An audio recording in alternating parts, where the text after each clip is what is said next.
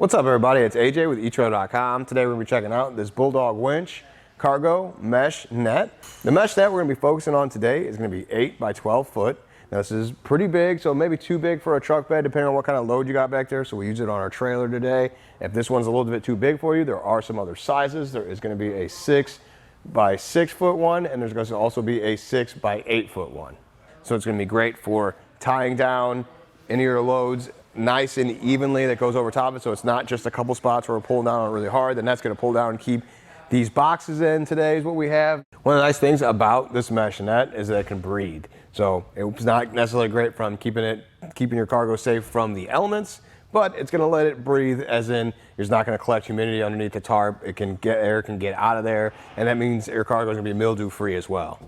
The mesh net's also going to dampen that wind as it hits your cargo, so it's going to be able to filter through there and not be as aggressive. It definitely helps with all the straps that come included. We have 3 straps on each side, and then the perimeter cord on the outside has 24 hooks included. Now you can use as many of them as you need to, but we got them hooked to a bunch of different tie-down points all around the trailer, which shows you that the net does not move a whole lot. This is me trying to shake it back and forth. I'm sure it's moving a little bit at the straps, but you can see it's not going anywhere. This is one of the cam buckle straps you get. We have 3 of them on each side. It comes with a carabiner, and it's really easy to hook up. You hook it up to the D-ring on the net.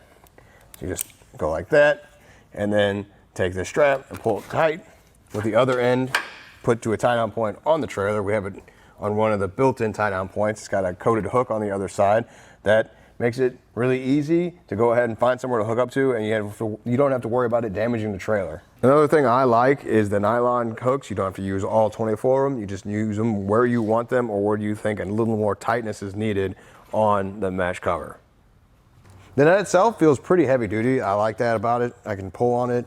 It doesn't feel like it's going to rip on me, so that makes me feel better about hauling maybe more aggressive cargo than I have now. Not just boxes, but stuff with sharper edges, or maybe a load of sticks you want to get rid of. You don't have to worry about it catching on there and ripping it. Now the perimeter stretch cord here, it was pretty easy to run it through all of the grommets built into the mesh cover.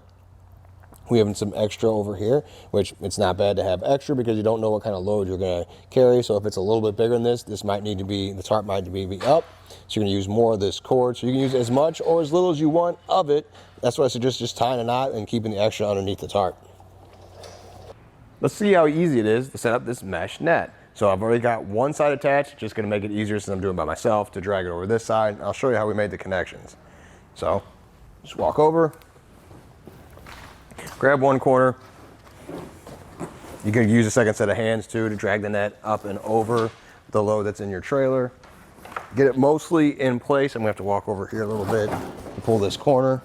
Pulling our mesh net corner to about here I think is pretty good. It gives us access to all the points that we want to tie down. So right away, I'll start at the back, take our carabiner, hook it up to our D-ring right there, and then bring the coated hook over to the attachment point on the trailer. It could really be anywhere we want it to be, but this happens to be right here, so that's going to work for us.